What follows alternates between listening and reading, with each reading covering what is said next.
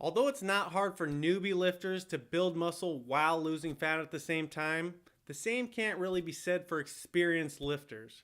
For guys like us, this typically means we need to alternate between periods of bulking and periods of cutting. When bulking, the main goal is to put on size by eating in a caloric surplus, and in a perfect world, all of this size would come from muscle, but you know as well as I do, it's usually a mixture of both muscle and body fat.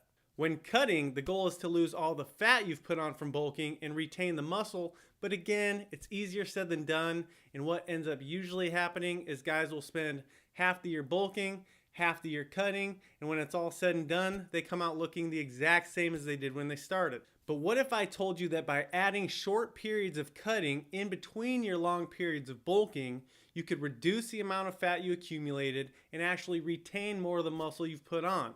It's a method known as cyclical bulking, and more professional bodybuilders and physique athletes are swearing by it. So what is cyclical bulking? Basically, instead of bulking continuously for 6 months or so, you would bulk for about 6 to 8 weeks, do a 2-week mini cut to shed the extra fat you've put on, then resume bulking for 6 to 8 more weeks, cut again, and repeat.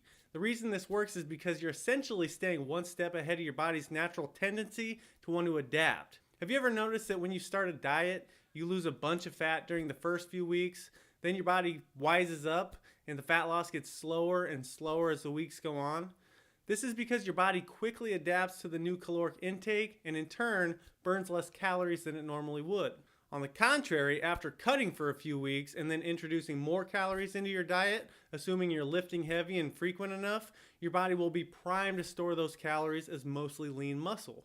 As for how many calories you should add or cut to your maintenance during these phases, this will obviously vary, but generally speaking, a 300 to 700 calorie surplus will be a good range to build muscle while minimizing fat storage, and a 500 to 1000 calorie deficit will be good for a quick fat loss phase, depending on how aggressive you want to get.